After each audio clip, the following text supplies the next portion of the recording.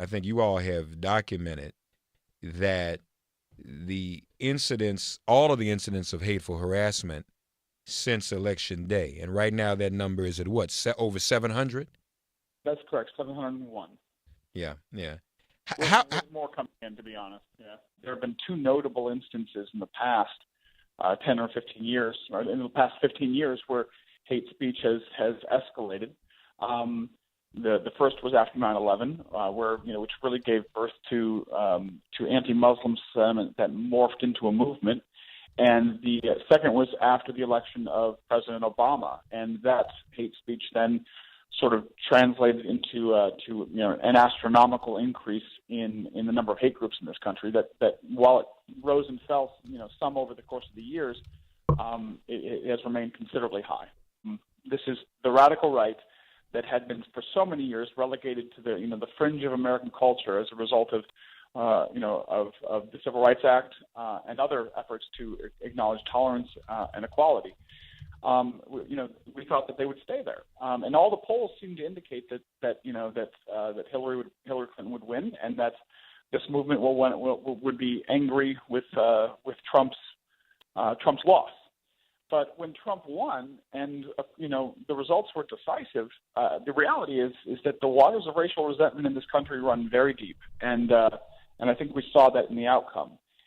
So as a result of Trump's win, I think that there has been not just a legitimization of their worldviews, but an enhanced an emboldening of their efforts. And I think that there's a lot of deep soul searching and thought and perspective that we have to go through to figure out really what's happening. But without a doubt, the election of Donald Trump has made people feel that they no longer have to be quiet with their racist worldviews.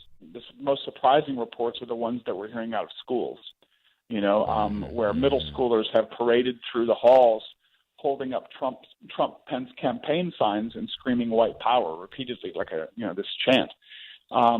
Younger school children have walked in and said, as a matter of fact, that now that Trump is elected, we can kill all the black people. And what is most troubling about this, and I think it's something that we all as Americans should take to heart, is that this campaign, while we called it a bruising and brutal campaign, it has had an effect on our culture. It has had an effect on American society, and I think the ramifications of this campaign are just now beginning to be seen. President-elect Donald Trump gave his first televised interview to 60 Minutes on Sunday night. Mm-hmm. And when confronted with this reality, he brazenly looked right at the camera and then told his followers or those that were doing this to stop it, as if after 18 months of giving them the impression giving them more than the impression, but giving them the assurance that he had heard their needs, as if they would listen to him now, as if he could put that genie back in the bottle. And then the following day, he appoints Steve Bannon, the chairman of Breitbart News, the website that traffics in some pretty incendiary stories that target both immigrants, the LGBT community, and for that matter, endorse and support the Confederate flag. With the rise of the alt-right, what we've seen is sort of this lack of shame.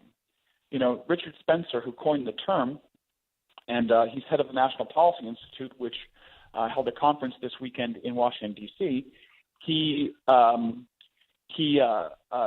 stood outside the Republican National Convention with a sign that said, "Want to talk to a racist."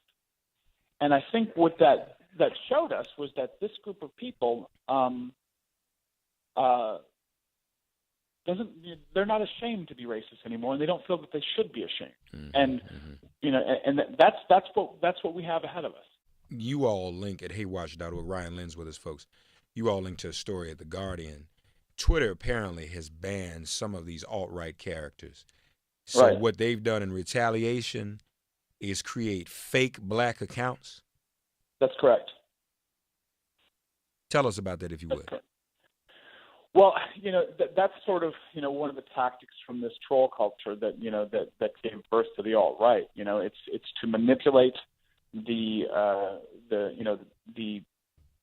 social media forums to perpetuate or express and make seem more relevant ideas that they want to have in the discourse. They've of course responded to Twitter adhering to its terms of service that it will not be a platform for hateful rhetoric by saying that this is simply censorship of dissenting political voices.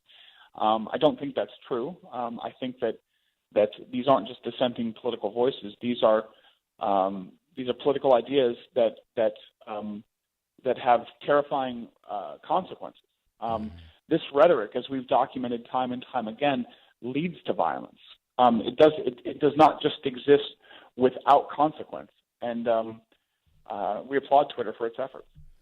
So these fake black accounts, they're and see, I wonder this even throughout a lot of the election, because there were people whose profile didn't match their trolling tweets and words, Ryan. So right. they're pretending that these accounts are representing other people to confuse the following, right? Yeah, it's following a pattern that we've seen not just on Twitter, for example, but right. elsewhere on the web, where the rise of fake news sites that push forward stories that are completely fabrications. The Washington Post wrote about it this morning, and they make gobs of money doing it, on advertisements, on clickbait, and in the neighborhood of like $30,000-$40,000 a month. And this is largely being done by by computer savvy, digitally aware millennials who've been left behind by the economy, and whose message and who were recipients of Donald Trump's message that the system is stacked against you. Yeah. And so what they've done is they are whether it's either we don't know if it's simply just sort of malicious delight or genuine racist feeling, but without a doubt, it is having consequences. I mean, as we see in these reports. Yeah. Why they chose, it's not that surprising to hear that they chose to create fake black Twitter accounts, because what that does is it allows them to push forward a narrative, a fictitious one, that fits into whatever prejudices or bias they have towards any given group of people. And in this instance, they've chosen to target black people. Yeah.